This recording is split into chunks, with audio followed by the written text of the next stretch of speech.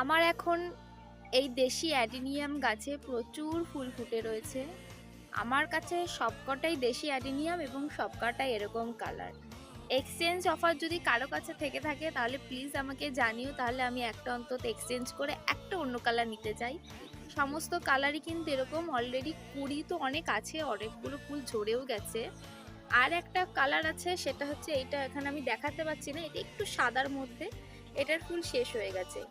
তো এখন মানে এগুলো খুবই সুন্দর দেখা যায় যখন একসাথে ফোটে। আমি যদি একসাথেই রেখেছি, আরো অনেক ফুল ছিল, ফুলগুলো এখন ঝরে গেছে প্রায় শেষের দিকে।